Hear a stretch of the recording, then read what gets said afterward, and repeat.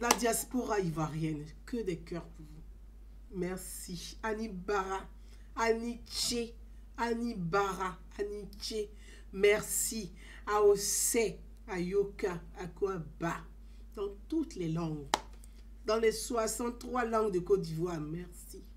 Merci à la diaspora ivoirienne. Merci aux militants. Merci aux sympathisants. Merci à toutes ces personnes libres, engagées comme moi, qui ont cru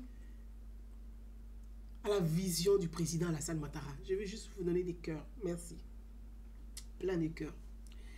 Mes frères et sœurs, bonsoir depuis Paris. Je tenais à vous dire merci, commencer à vous dire merci pour la première vidéo après les élections législatives en Côte d'Ivoire. Je tenais à vous remercier tous les Ivoiriens, les perdants comme les gagnants. Je tenais à remercier aussi les perdants.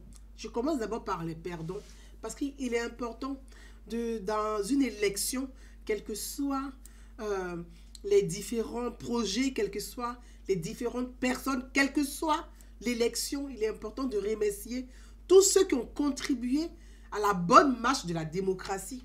Parce que les perdants font partie aussi de ces personnes de bonne volonté qui ont participé à l'expression démocratique et qui ont participé à la bonne marche de la démocratie.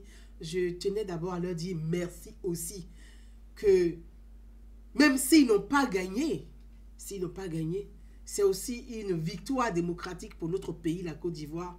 Je leur dis grand merci parce que grâce à eux aussi, leur intelligence, on a évité beaucoup de choses et que je souhaiterais qu'on continue de leur dire merci aussi, comme on dit bravo aux gagnants, pour que notre pays demeure dans la paix et la stabilité.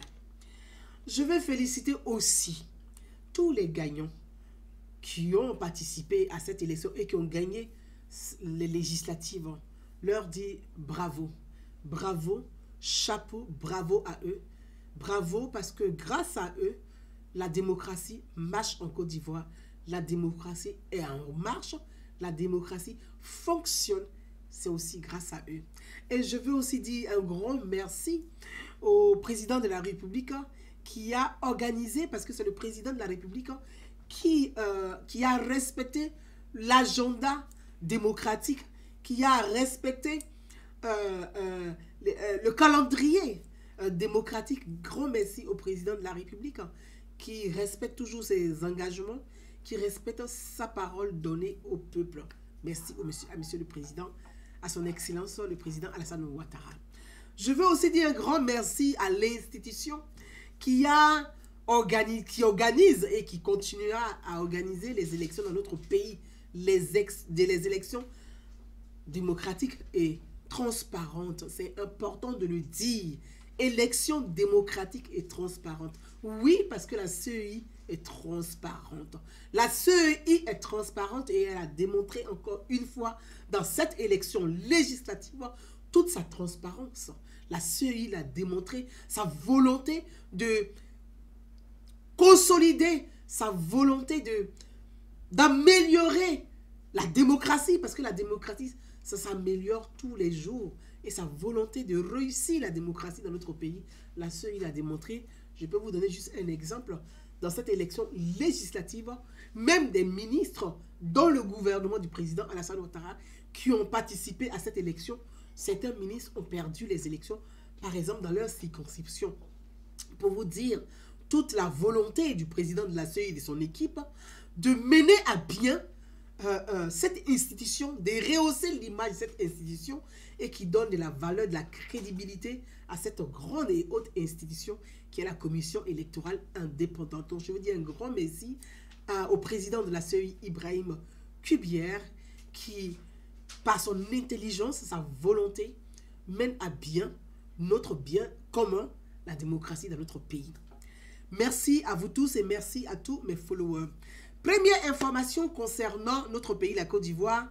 J'ai vu sur les réseaux sociaux des informations qui circulent et beaucoup d'appels. J'ai eu beaucoup d'appels, je n'ai pas pu décrocher parce que je n'ai pas voulu décrocher chaque appel, répondre et donner l'information à chacun. Mais je veux dire à nos compatriotes qui ont des pages Facebook, Facebook, aujourd'hui, ça devient un peu de plus en plus compliqué, et tant mieux, peut-être que c'est pour améliorer les choses. Mais Facebook est là pour... Nous devons nous servir quand même de Facebook pour apporter l'information vraie à nos compatriotes.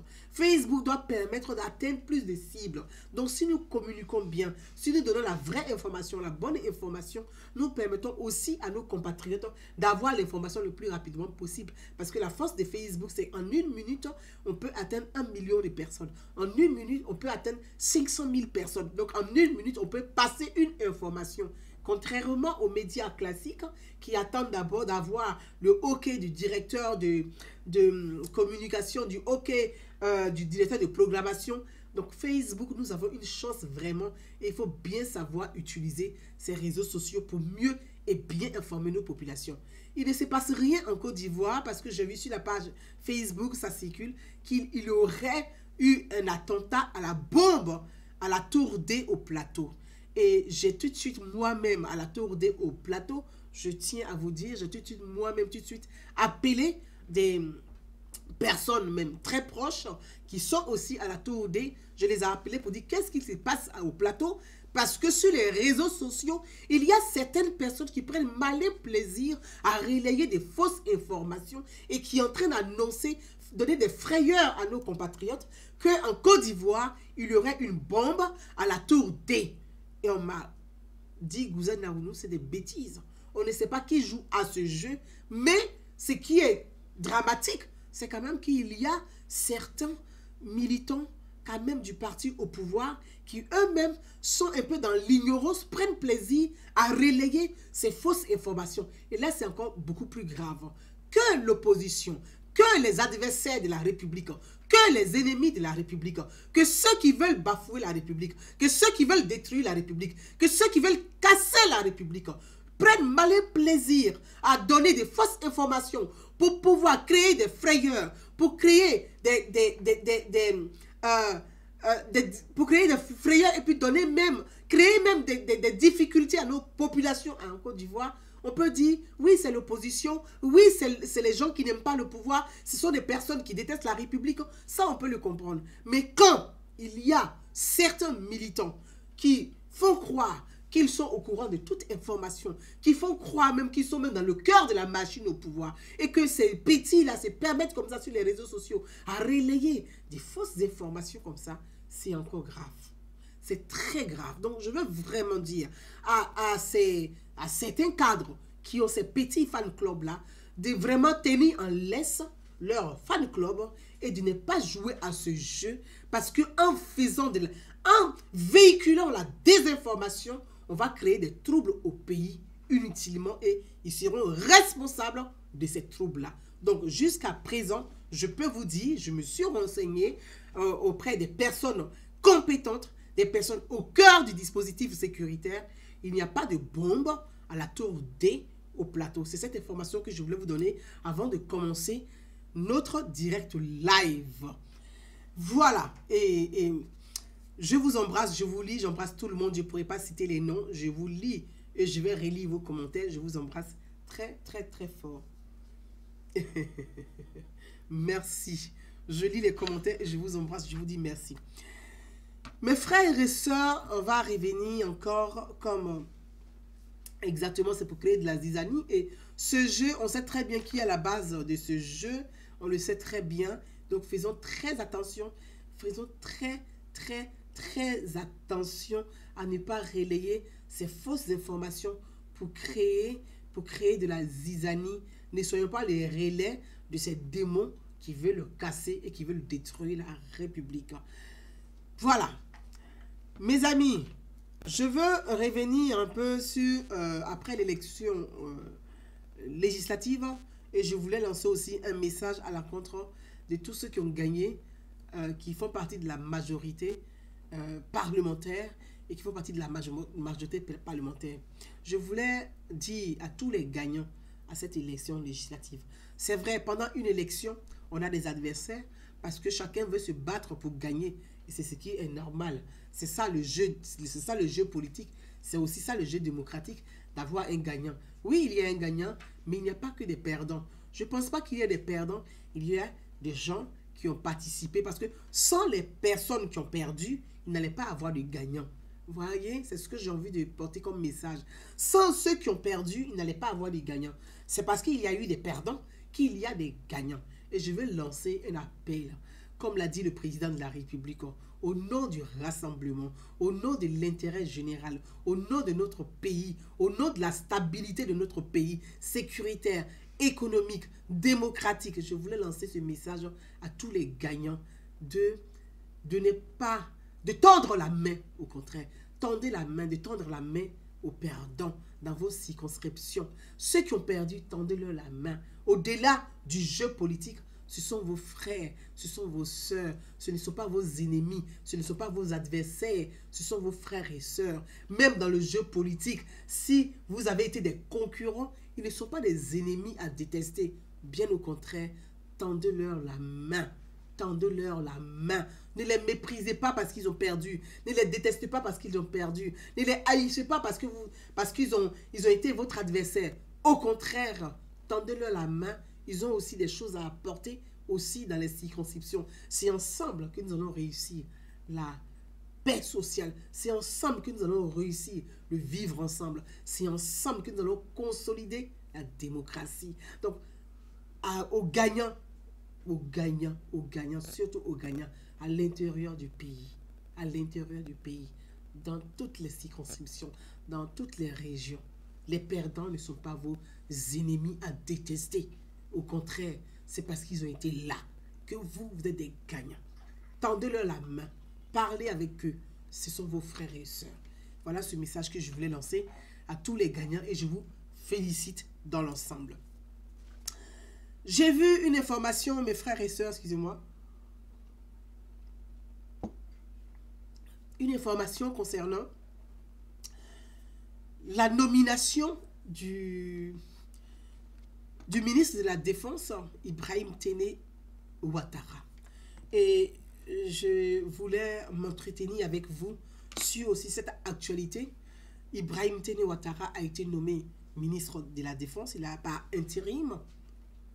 Et le ministre, secrétaire général de la présidence, Achille Patrick, a été nommé Premier ministre par intérim. Le temps de la convalescence, le temps que nous souhaitons tous que le Premier ministre Ahmed Bakayoko puisse tenir et puisse se soigner, parce que nous le savons aujourd'hui, ce n'est pas un secret de polichinelle. Je pense, moi je l'ai déjà plus ou moins, je sais pas, à moi d'annoncer une information ou d'annoncer concernant l'état de santé d'un tel ministre, mais quand le Premier ministre Ahmed Bakayoko a été évacué en France, j'ai dit aux gens, faites attention, et j'ai indexé, comment on peut dire, l'erreur de communication dans la communication autour du Premier ministre Ahmed Bakayoko. J'ai indexé cette erreur de communication parce que dire que le Premier ministre vient pour se reposer, pourtant tout le monde presque, parce que je pense quand même qu'au cœur du pouvoir, les proches, parce que faisons très attention encore, quand je dis les proches, je ne parle pas des copains, parce que souvent quand on dit les proches, les gens pensent que les copains des clubs sont des proches. Non, les proches, c'est ceux qui sont au cœur de la vie de la personne même. Donc je pense quand même que plus ou moins les proches du Premier ministre Ahmed Bakayoko savent plus ou moins qu'il souffrait quand même depuis quelque temps d'un mal, d'une tumeur, d'un mal que tout le monde, moi-même étant en France, je l'ai constaté à distance. Bon, là n'est pas notre direct live, parce que c'est des questions avec beaucoup d'émotions. Si vous avez remarqué, je ne me suis pas trop prononcée là-dessus, parce que je dis une chose. Quand on est croyant, parce que moi je suis très croyante en fait, moi je suis très spirituelle. Donc quand on est spirituel, quand on croit en Dieu, on se confie toujours à Dieu et on dit toujours la volonté de Dieu s'accomplira. Quelle que soit notre volonté, c'est l'œuvre de Dieu qui va toujours s'accomplir. Et moi je continue de prier, comme beaucoup d'entre vous d'ailleurs, pour le Premier ministre Ahmed Bakayoko, pour qu'il se remette le plus vite possible et qu'il puisse rejoindre son pays le plus vite possible. C'est notre prière à tous. Personne ne se réjouit de savoir que notre frère, parce qu'au-delà de son titre, de sa fonction de Premier ministre, Ahmed Bakayoko est un frère. Et souvent les gens parlent, personne ne sait quelle relation un tel peut avoir avec Ahmed Bakayoko. Vous n'en savez absolument rien. Et puis, c'est pas parce qu'on a besoin de venir étaler des échanges ou des discussions. Enfin, c'est pas ça le plus important.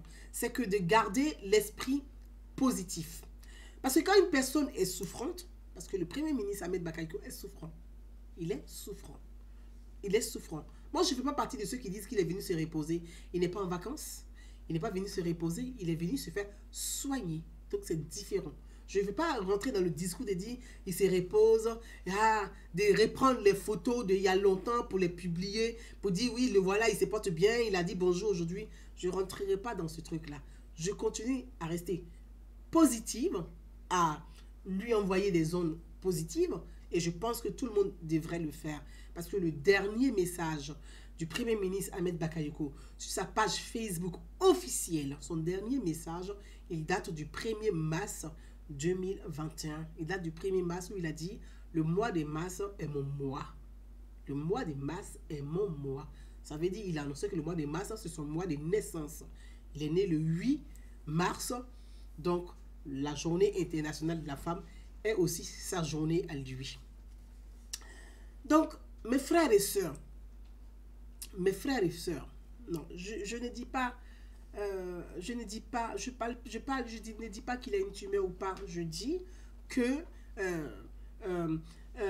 vous savez, en Afrique, on a une approche différente des choses. Et c'est ça la difficulté en Afrique. En Afrique, on aime faire des secrets. Et c'est ça la difficulté. Ici en Europe, une personnalité, à part le président de la République, quand il en exercice ses fonctions, on n'a pas à étaler le mal dont souffre le président dans un communiqué ou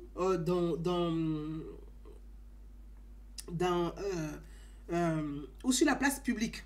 Le président, parce qu'il est le chef de l'État. Mais des ministres, ici en Europe, des ministres, quand ils souffrent d'un mal, on annonce le mal, on dit tel ministre, soit il souffre d'un cancer, soit il souffre du Covid, soit, voilà, vous voyez ce que je veux dire, on annonce quand même, on dit, parce que c'est important d'informer les populations. Plus on n'informe pas les populations, plus on rose dans la spéculation, on rose dans tout ce qui est mensonge sur la toile. Aujourd'hui, avec les réseaux sociaux, les gens racontent tout et n'importe quoi. Les gens racontent tout et n'importe quoi.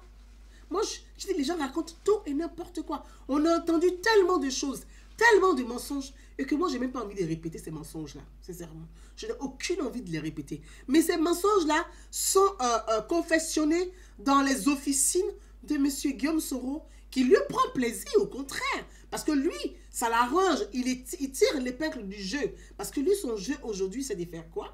C'est de tirer l'épingle du jeu, de dire, ah oui, vous savez, tel on a empoisonné un tel, on a empoisonné un tel, on a fait ça à un tel, on a fait ça à un tel. Très sincèrement, moi, vous qui m'écoutez, si on empoisonnait aussi facilement, je vous assure que ce rhodium lui-même ne serait pas en vie. Hein. Si on empoisonnait aussi facilement, il ne serait pas en vie. Et puis un poison, on dit poison parce que ça agit tout de suite. C'est pour ça qu'on dit poison. Parce que ça agit tout de suite. C'est pour ça qu'on dit poison. Mais quand une personne souffre d'un mal qui est très sournois, ce n'est pas un poison. Notre frère est malade. Il a un mal qui le rongeait depuis quelque temps. Je pense, et je ne vais même pas rentrer dans tous ces détails-là, mais je vous en prie, comme Ambak le dit lui-même, restons concentrés. Restons concentrés. Personne n'a empoisonné Ahmed Bakayoko. Donc, s'il vous plaît, restons concentrés. Quand on aime une personne, on garde l'esprit positif. Vous savez, quand toi-même là, c'est que quand tu pleures là, c'est un esprit qui est négatif. Quand tu es angoissé, c'est un esprit négatif. Quand tu as mal, c'est un esprit négatif. Il faut avoir l'esprit positif. Quand tu as une personne, tu as un proche qui est malade, qui est souffrant, qui souffre, qui se bat contre la maladie,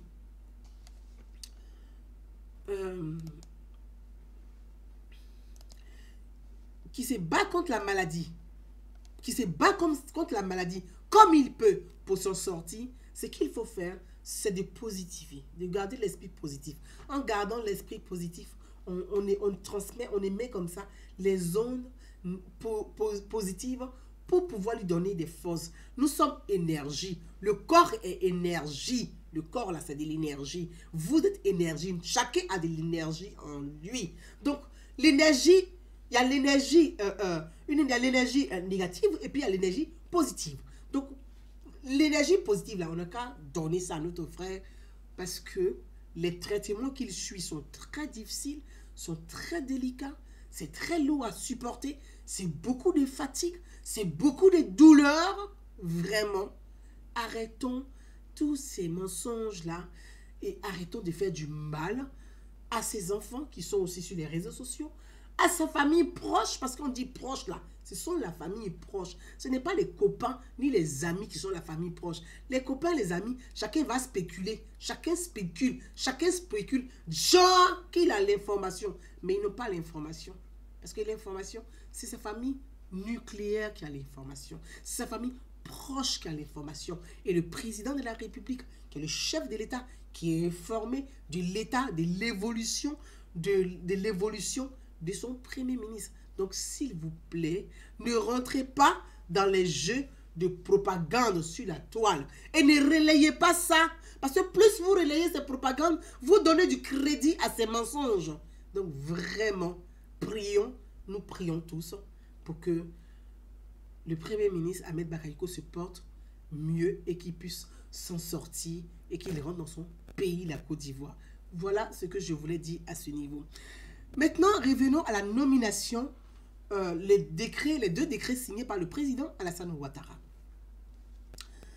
Dans un État, donc dans la République, quand le poste est vacant, il faut remplacer.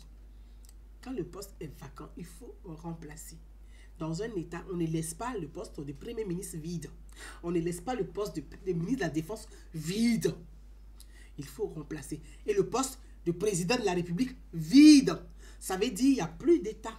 Si le Premier ministre n'est pas là, si le ministre de la Défense n'est pas là, il n'y a pas d'État. Les coups d'État, c'est très facile à faire. Je ne sais pas si je me fais comprendre. Quand il n'y a pas de Premier ministre, ça veut dire qu'il n'y a pas de gouvernement. Donc, il n'y a rien. Quand le Premier ministre est absent, il n'y a pas de gouvernement.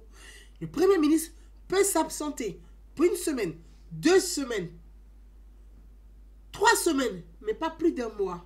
Une fois que le Premier ministre s'absente pour 2 semaines, 3e semaine, ça veut dire qu'il faut mettre un Premier ministre par intérim. Ça fait un vide.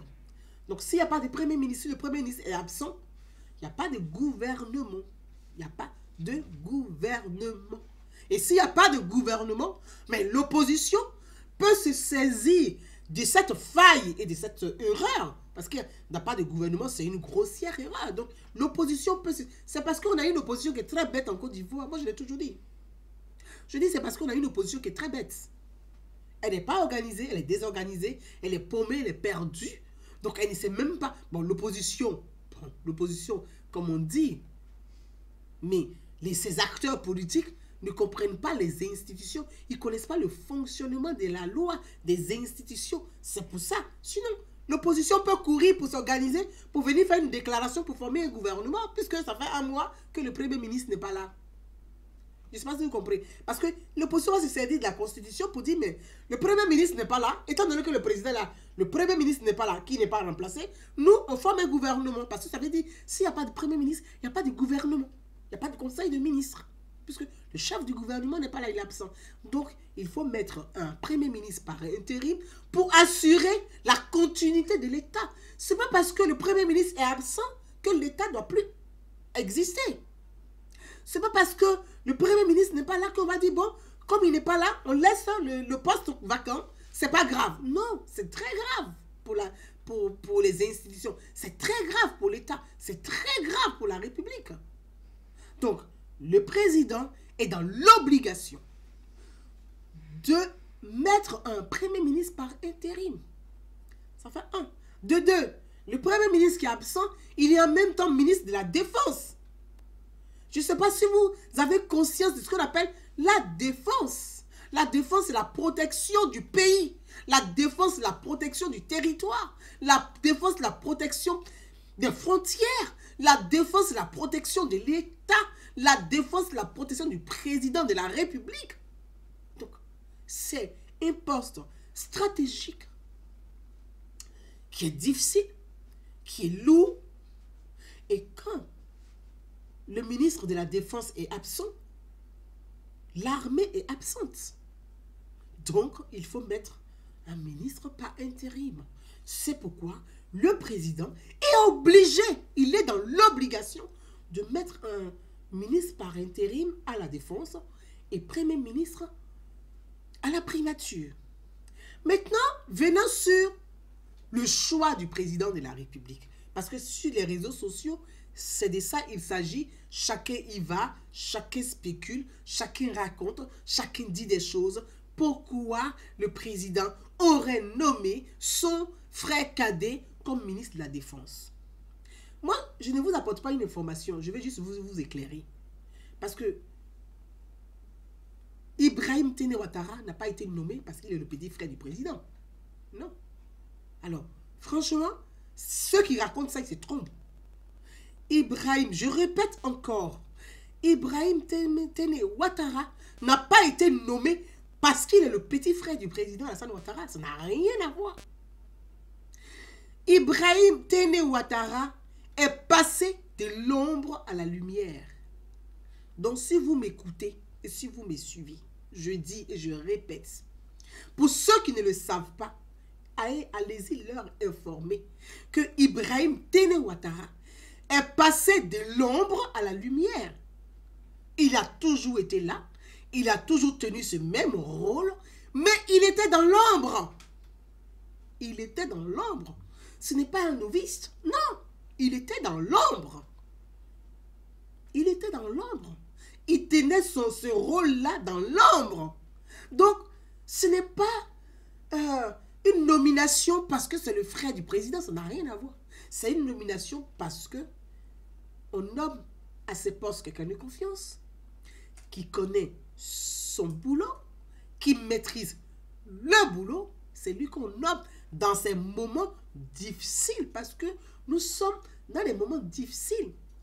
Le premier ministre de la Côte d'Ivoire, ministre d'État, ministre de la Défense, est souffrant. Il est hors du pays. Donc, il faut nommer un ministre de la Défense.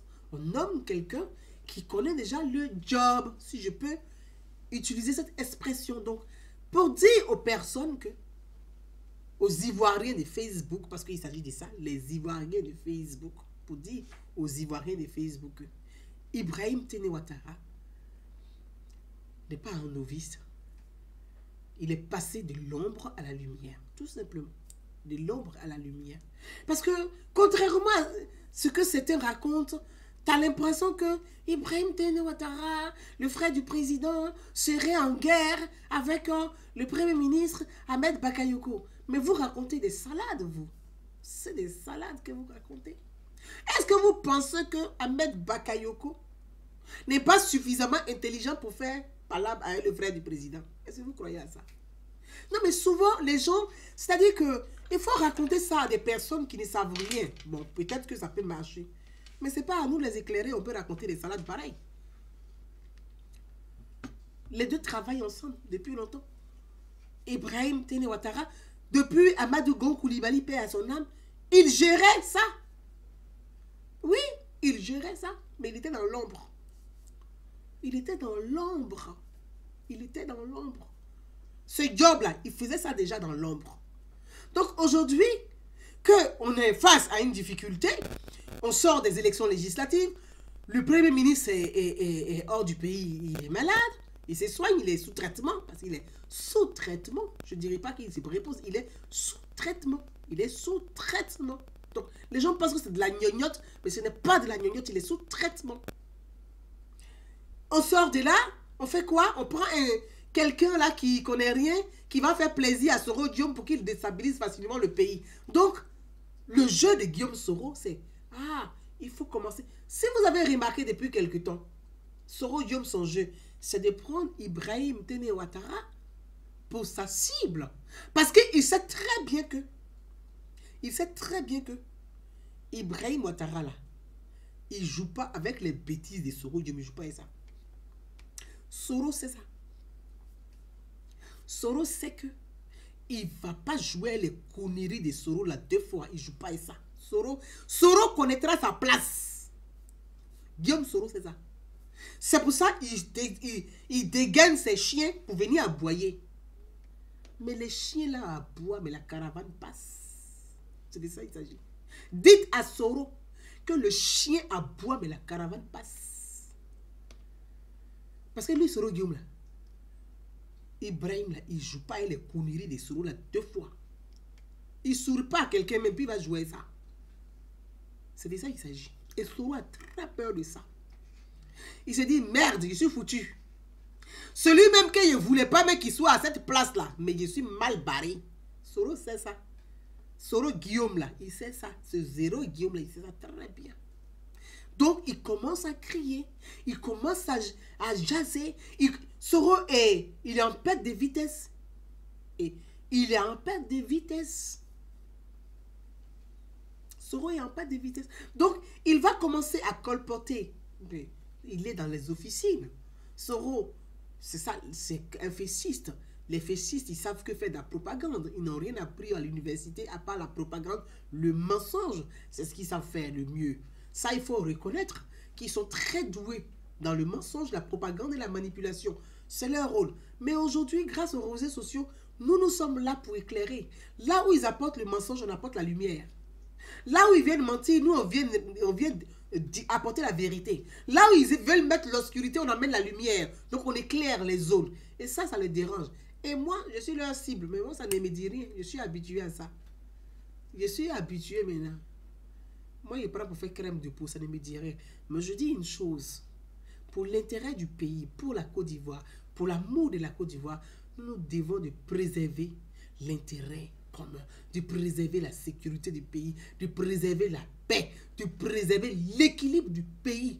On ne peut pas se laisser manipuler par ces petits gens qui n'ont rien apporté au pays. On ne peut plus jouer à ce jeu-là. Et on ne doit plus jouer dans ce jeu. Pour combien? Pourquoi? Soro Guillaume ne peut pas vous donner plus de 10 000 francs, 10 000 euros par mois. Il ne peut pas. Il ne peut même pas payer une maison pour te donner. Tu es assis dans HLM, tu bavades. Tu es assis dans HLM, tu es dans privé, dans HLM, tu bavades. Soro Guillaume ne peut rien vous apporter. Nous tous là, nous devons rester comme ça pour notre pays. Si la Côte d'Ivoire va bien, on peut envoyer 100 euros pour faire des petites affaires. Même avec 100 euros, là, tu peux faire affaire en Côte d'Ivoire. Tu peux commencer un petit business en Côte d'Ivoire. Mais si la Côte d'Ivoire va très mal, avec 1 million d'euros, tu ne peux rien faire en Côte d'Ivoire. Donc la sécurité, la stabilité, c'est ça notre priorité. Surtout nous qui sommes dans la diaspora. Nous qui sommes dans la diaspora, on vit en France ici, là, parce qu'il y a la stabilité, parce qu'il y a la sécurité, parce qu'on est bien. C'est pour ça qu'on est ici. Mais pourquoi nous, on vit en France où il y a la stabilité du pays et puis on veut que notre pays soit déstabilisé? Pourquoi on vit en France où il y a l'équilibre et on veut que notre pays soit déséquilibré? Donc, vous voyez, on est dans 2 mondes différents. On est dans 2 mondes différents. Il y a le monde de ceux qui sont dans l'obscurité et puis il y a le monde de ceux qui sont dans la lumière. Et moi, je vous invite à basculer du côté de la lumière pour l'amour de notre pays. C'est de ça qu'il s'agit. Et pour la nomination du Premier ministre, Patrick Hachi, c'est encore pareil. Patrick Hachi est passé de l'ombre à la lumière. Ce n'est pas nouveau, pour tout le monde le sait. Et je pense qu'on ne va pas trop durer sur ces questions-là. Il est passé juste de l'ombre à la lumière. Qui ne sait pas ça? Qui ne le sait pas? Ce n'est pas nouveau. Donc, les gens font comme s'ils étaient étonnés. Mais on ne doit pas s'étonner. On ne doit pas s'étonner aujourd'hui. Hachi est passé de l'ombre à la lumière. Donc, franchement, ce n'est pas, pour moi, sincèrement pour moi, ce n'est pas nouveau. Ça ne m'étonne pas, ça ne me surprend pas. C'est dans l'ordre. C'est dans l'ordre. Parce que, en réalité, c'est quoi? En réalité, c'est quoi, pardon? En réalité, c'est quoi? En réalité, c'est quoi? Le président Alassane Ouattara. Après les législatives, il devait nommer, le président devait faire son gouvernement. Le président devait faire un remaniement, il fait son gouvernement. Mais je ne sais pas, moi, vous savez, le président, il a une petite feuille. Je pense que tous ses ministres le savent. Ils vous diront d'ailleurs, tous ses ministres le savent. Le président, il a une petite feuille. On me dit, hey, ils veulent... Les gens là, ils font rien, ils veulent signaler quoi? Doudou? Bon, ok, c'est réparti. Ok, on est réparti encore. D'accord. Donc, le président, il a une petite feuille comme ça. Pour ceux qui le savent, hein, pour tous ces ministres, le président a une petite feuille comme ça. Tu me suis? Tu me suis ou pas? Le président a une petite feuille comme ça, qu'il a toujours dans la poche de sa veste. Il a sa veste là. Quand vous voyez qu'il marche, et puis c'est que j'aime sa veste, quand il marche et puis il enlève bouton là. Vous voyez quand le président descend de la voiture, il a une façon de décaler, façon, et puis il enlève un bouton. C'est la partie même qui jamme. C'est ça la même que j'aime le plus. À côté là, il y a une poche. Il a toujours son bout de papier dedans. Donc le président, il a tout. Son bout de papier là, tu peux prendre, tu vas lire, tu vas rien comprendre dedans. Parce que c'est codé. Donc le président, Alassane Ouattara, c'est pas... Si vous le connaissez vraiment, pour ceux qui se réclament du président, si vous le connaissez, beaucoup crient, tout le monde crie, j'aime le président, je suis pour Ado, depuis sa naissance, c'est moi-même, j'ai changé les couches. Eux-mêmes, là, ils n'ont pas encore 50 ans, mais depuis sa naissance, là, c'est eux qui changeaient les couches. On a compris, il n'y a pas de problème. Ok, c'est très bien. Vous le connaissez mieux même que ses propres frères, c'est très bien, il n'y a pas de problème. Mais, c'est que vous ne le connaissez pas assez en réalité. Parce que Alassane Ouattara, ce n'est pas le président qui prend des décisions sur des coups de tête, au fait. Il ne prend pas des décisions sur des coups de tête. Il est organisé, il est structuré, il est organisé et structuré.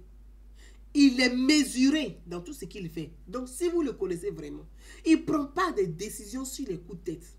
S'il a nommé, si le président Alassane Ouattara a nommé Téné Ibrahim Ouattara au poste de ministre de la Défense, là, c'est que depuis longtemps, c'était prévisible. Il avait prévu ça. C'est pas sur coup de tête. Alassane Ouattara ne fait pas ça. C'est que dans son gouvernement, son nouveau gouvernement de la 3e République, là, son premier gouvernement de la 3e République, là, Ibrahim Téné Ouattara devait occuper ce poste-là. Si le président a nommé Hachi Patrick comme premier ministre, c'est que le premier gouvernement de la 3e République, là, Hachi Patrick devait être premier ministre d'État. Est-ce que vous avez compris ce que j'ai dit? Donc Alassane Ouattara, c'est pas un président ouya-ouya. C'est pas un président ouya-ouya. Il ne met pas serviette au cou. Vous l'avez une fois vu mettre serviette au cou.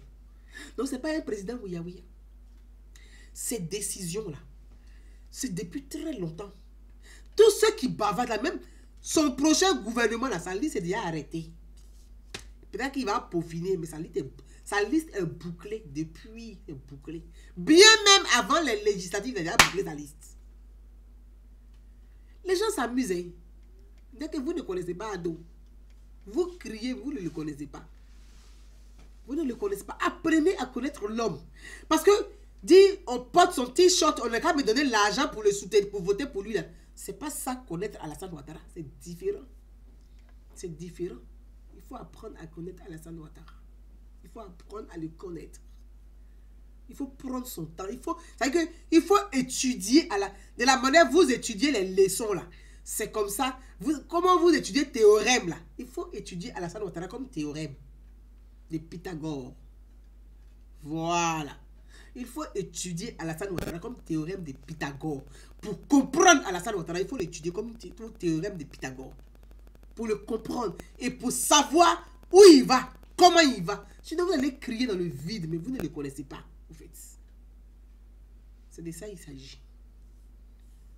Donc, sans doute, le Premier ministre Ahmed Bakayoko, était prévisible pour être vice-président. Ça, je dis ça comme ça, mais je ne suis pas sûre. Hein.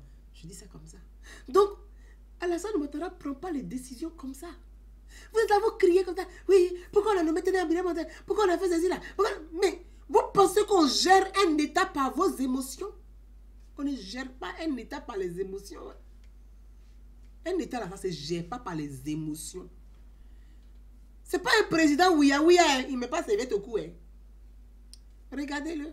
Il dit quand il descend de la voiture et puis il décale avec la veste là. Tu dis ouais, le gars là il déjà. C'est de ça qu'il s'agit. C'est pas un président ouïa.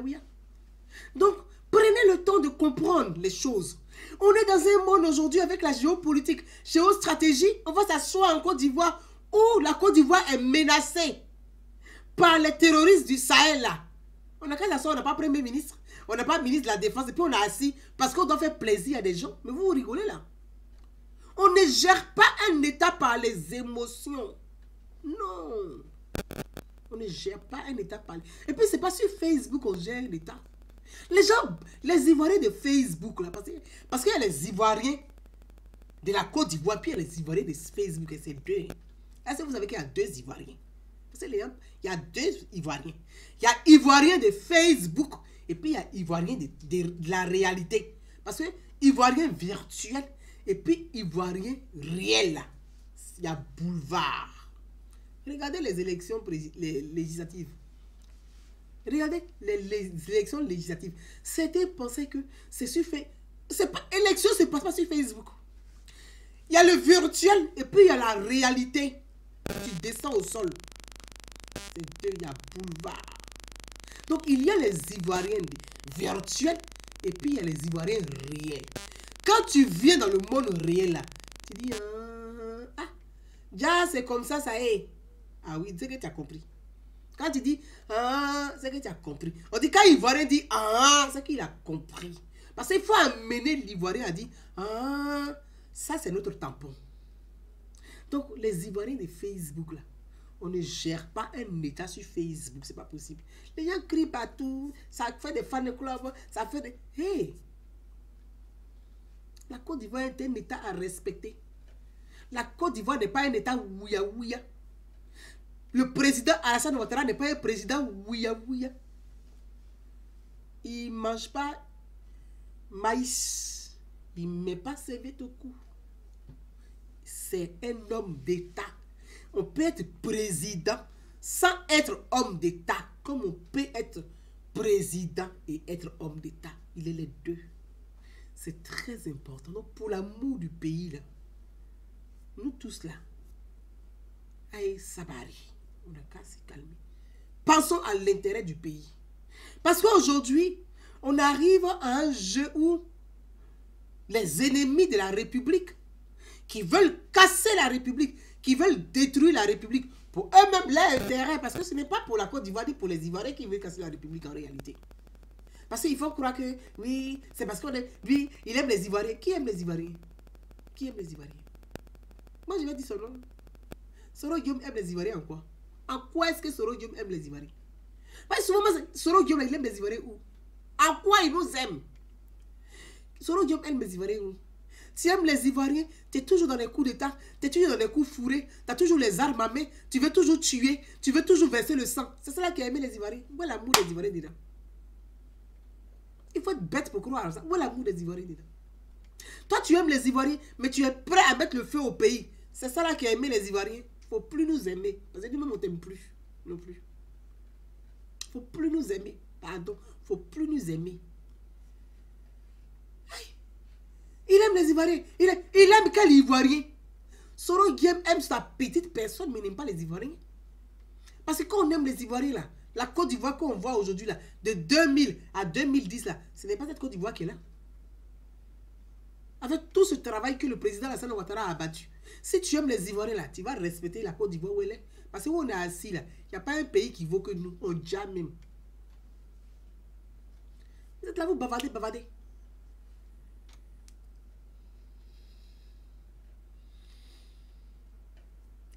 Vous bavardez. Soro aime les Ivoiriens où? Ce même Soro là encore, C'est lui qui va vous manipuler. Il va vous Aujourd'hui, le jeu de Soro Guillaume, c'est quoi? Il a un simple jeu, c'est de vouloir diviser les enfants du Grand Nord. Soro Guillaume, son jeu là, diviser les enfants du Grand Nord. Donc, il est dans ce jeu-là. Mais si vous avez l'esprit fragile, il va réussir. Soro va réussir encore à vous taper. Il va vous taper d'eau, comme il a toujours fait. Parce que, qu'est-ce qu'il a apporté dans le Grand Nord? Quand il avait 60% du territoire, mais il n'a rien apporté dans le Grand Nord. Soro vous a apporté combien d'écoles dans le Grand Nord? Soro vous a apporté combien de routes dans le Grand Nord? Soro il a électrifié combien de villages dans le Grand Nord? Soro a fait quoi? À part piller le bois, piller l'or, le diamant, l'anacane. Soro a fait quoi dans le Grand Nord pour vous donner? Entre nous, Soro a fait quoi dedans? Donc aujourd'hui, il va se servir de la maladie du Premier ministre Ahmed Bakayoko. Parce que, en réalité, c'est pas un con non plus. En réalité, c'est pas un con non plus. Donc, il va se servir. Il se dit, ah, bon, soit si Ahmed Bakayoko, si on dit Ahmed Bakayoko a un malade du rein, il va dire, oh, on l'a empoisonné, c'est pour ça qu'il a mal au rein. Si on dit il a un problème de foie, oh, on l'a empoisonné, c'est pour ça qu'il a un problème de foie. Donc, il va faire quoi? Il va jouer sur ce jeu-là pour dire, diviser les enfants du Grand Nord. Donc, opposer les enfants, le peuple Koyaka, donc les enfants Koyaka, au Sénoufo. Parce que le jeu de Soro aujourd'hui, c'est de réussir à mettre à réveiller l'ancienne guerre que vous avez enterré, que vos ancêtres ont enterré. Vous avez tissé des alliances. Koyaka, Sénoufo, vous ne devez plus verser sang de votre vous ne devez plus verser sang de quelqu'un. Koyaka, Sénoufo ne doit pas verser sang de Koyaka. Koyaka ne doit pas verser sang de Sénoufo.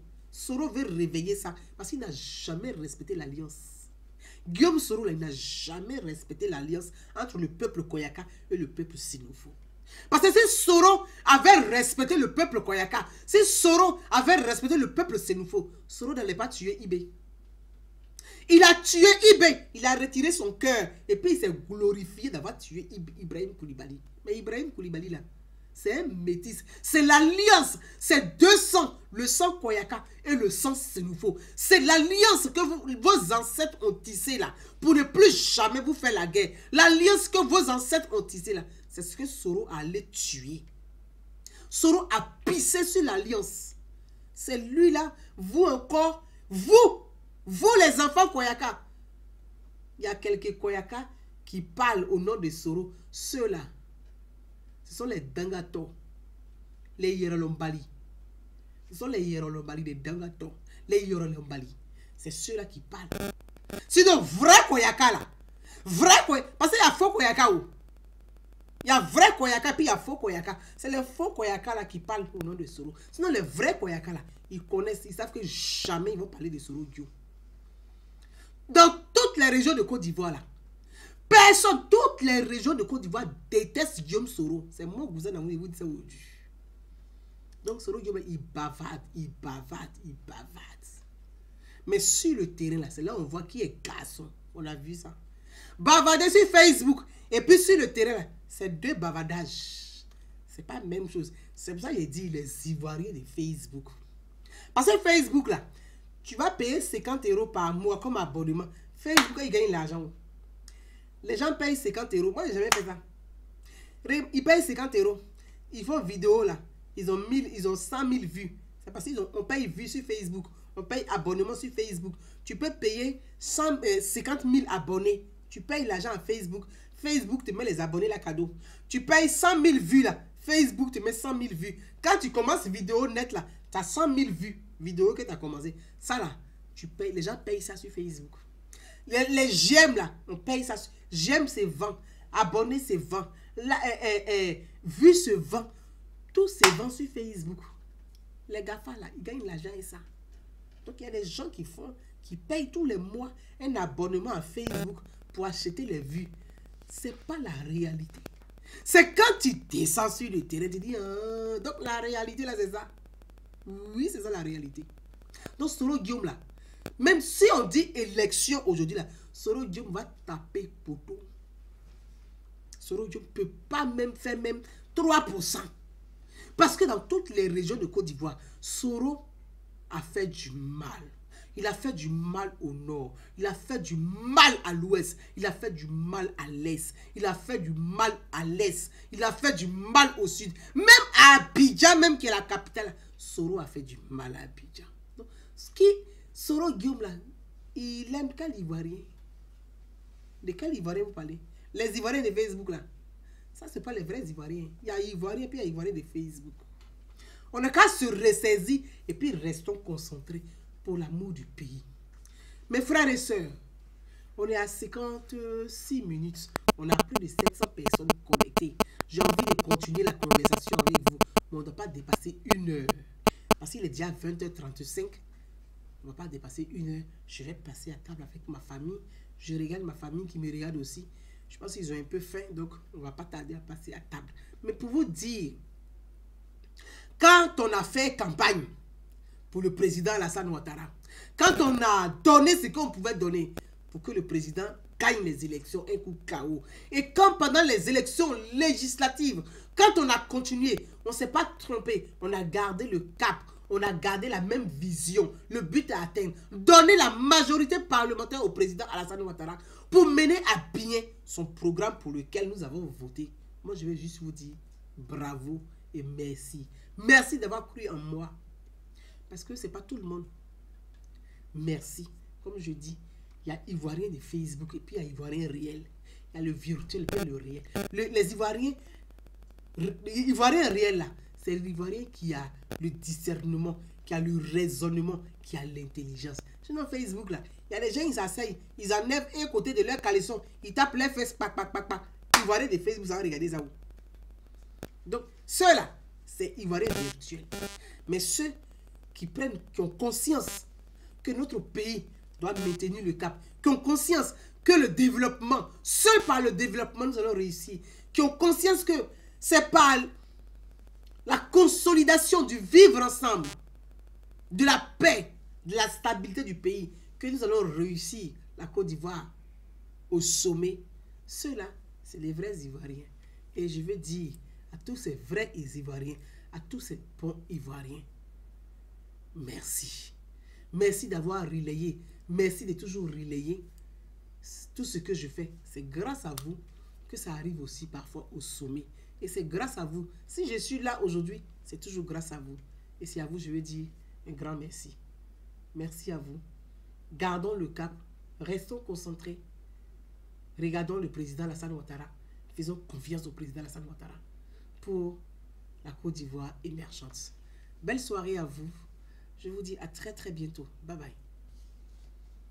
À bientôt. Je vous embrasse.